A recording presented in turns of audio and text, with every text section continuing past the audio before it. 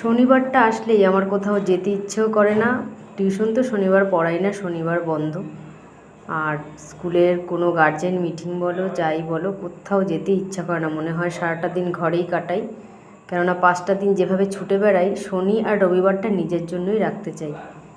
তো এরই মধ্যে পড়েছে শনিবারের মেয়ের স্কুলের পেরেন্টস টিচার মিটিং। তো সেখানে যেতে হচ্ছে। সুপ্রভাত সবাইকে, আজকের একটি নতুন ব্লগে সবাইকে স্বাগত। তো শনিবারের দিনটি কিভাবে কাটালাম, কি করলাম, কি খেলাম, সেটাই তোমাদের সাথে শেয়ার করছি। আশা করি ভালো লাগবে। তো তোমরা সবাই কেমন আছো? আশা করছি সকলেই সুস্থ আছো, ভালো আছো। সকালবেলা ঘুম থেকে উঠে শনিবারের সমস্ত ধোয়াধুয়ি তো আমার থাকেই, সে সমস্ত কমপ্লিট করে শুধু বোতলগুলো ধুতে পারিনি, জল খাওয়ার যে বোতলগুলো সেগুলো ধুতে পারিনি। আর এমনি সমস্ত কিছু পরিষ্কার পরিচ্ছন্ন হয়ে গেছে, ঘর মোছা থেকে শুরু করে সব, শুধু রান্নাটা করিনি। তো মেয়ের স্কুলে চলে এসেছি, ওর গার্জেন মিটিং ছিল, সেখানে হয়ে গেছে মিটিং, বাইরে চলে এসেছি বেরিয়ে। পাপাই ওর বন্ধুদের ওয়েট করছিল, বন্ধুদের সাথে দেখা করবে। তো এখন সেকশন আলাদা হয়ে গেছে, তো আগের ক্লাসের যে বন্ধুগুলো আছে তাদের সাথে ওর দেখা করাটাই হচ্ছে মেন উদ্দেশ্য। তো তাদের সাথে দেখা সাক্ষাৎ হলো। আর ওর বন্ধুদের যে গার্জেন আছে তাদের সাথেও আমার একটা ভালো বন্ডিং ছিল। কিন্তু সেকশন আলাদা হওয়ায় ওরা বেশ একটু ছাড়াছাড়ি হয়ে গেছে। তো তার জন্য ওরা একসাথে দেখা করে খুব আনন্দ। বন্ধুরা মিলে সবাই মিলে সেলফি তুলছিল, আর আমরা আমাদের মতো গল্প করছিলাম ওদের মায়েরা মিলে।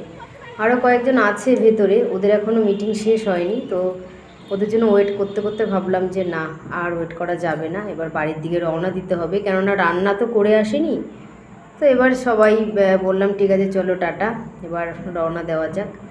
ওদের সাথে একটা এত ভালো বন্ডিং হয়ে গেছে, মানে কি বলবো। তো বলছিল চলো আজকে আমাদের বাড়িতে, আগে একবার মিটিংয়ে এসে গিয়েছিলাম ওদের বাড়িতে, জোর করে নিয়ে গিয়েছিল, তো এবারও বলছিল চলো। তো আমি বললাম না গো দিদি, বাড়িতে রান্না বান্না করা হয়নি এখনও, রান্না করতে হবে, না হলে অবশ্যই থেকে যেতাম। তো এখন কিন্তু বাজে প্রায় ওই 11টা, সাড়ে 11টা এরকম বেজে গেছে, সাড়ে 11টা না, ওই 11টা বাজবে। প্রচণ্ড খিদে পেয়ে গেছে। তো সকালবেলা না আজকে কোনো চা বলো, বিস্কুট বলো, এমনকি জলটাও খেতে টাইম পাইনি। এমনিতেও ঘুম থেকে উঠেছি দেরি করে, 8টার সময় ঘুম থেকে উঠেছি। তো বাড়ির দিকে রওনা দিয়েছি এবার, কিন্তু সোজা বাড়িতে ঢুকিনি। এই গ্রাম দিয়ে যাওয়ার পথেই আমার বোনের বাড়ি এখানেই আছে, কাছেই। তো সেখানে একটু চলে এসেছি। বোন অনেক দিন ধরে বলে যে দিদি আয়, দিদি আয়, আমি আমার সময় করে উঠতেই পারি না। তো তার জন্য পাপাই বলল মা চলো একবার মাসি বাড়ি থেকে দেখা করে চলে যাই। তো ওখানে গেলাম। ওর শাশুড়ি দেখেই তো আমাকে একবারে কোলাকুলি শুরু করে দিল যে বাবা কে এসছে আমাদের বাড়ি। আমি বললাম ঠিক আছে, তুমি তো যাও না, আমি তো তাও একবার দেখা তো করে যাই। তো বোন আমার যে কাজটা করে ল্যাপটপে, সেই কাজটাই করছিল। আর অনেকক্ষণ বলল বসো থাকো। তো একটু ছাতুর শরবত আর একটু আইসক্রিম খেয়ে ওখান থেকে বেরিয়ে পড়েছি, বাড়ি চলে এসেছি। বাড়ি এসে এবার তো সোজা রান্নাঘরে ঢুকে পড়েছি, কেননা ডাল ভাত একদিকে বসিয়ে দিয়েছি, এদিকে বসিয়েছি মুগ ডাল, আর এদিকে ভাত বসিয়ে দিয়েছি, তাড়াহুড়ো করে রান্নাটা করে নিতে হবে। আর এদিকে বাড়িতে যে মিস্ত্রিরা কাজ করছে ওদের জন্য একটু ছাতুর শরবত আর দুটো লাড্ডু দিয়ে দিলাম, ওদের কিছু দিয়ে যেতে পারিনি, প্রচণ্ড তাড়াহুড়োতে বেরিয়ে পড়েছি।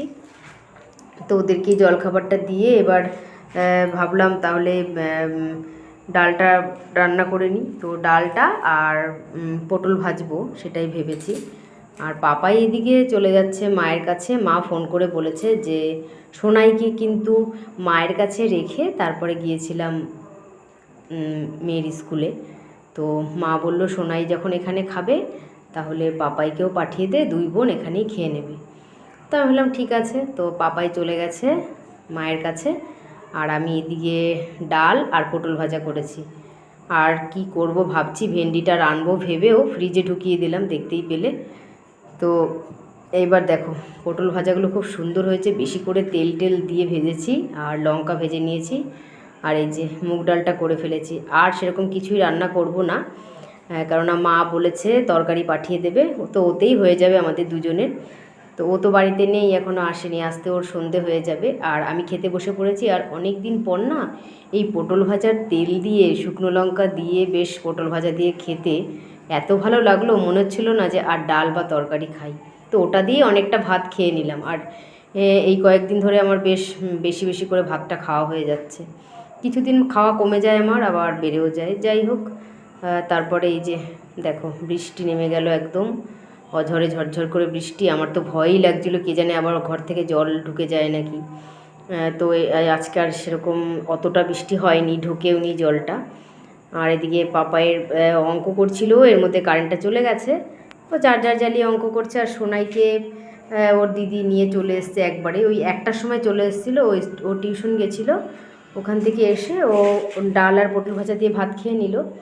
আর আমি আর পাপা এই যে ওটস আর ফল কেটে একটু গুড় দিয়েছিলাম, মধু দিইনি আজকে, আর একটু গুড় দিয়ে দুইজনে আমাদের ডিনারটা সেরে নিলাম। তো আজকের দিনটা তো এইভাবেই কেটে গেল। তো তোমরা ভিডিওটি দেখো, দেখে ভালো লাগলে অবশ্যই একটা লাইক করে দিও আর কমেন্ট করে জানিও কেমন হয়েছে। আর যারা এখন আমার পেজটাকে ফলো করেনি তারা প্লিজ আমার পেজটাকে ফলো করে দিয়ে আমার পাশে থেকো। আজকের মতো টাটা, সবাই ভালো থেকো, সুস্থ।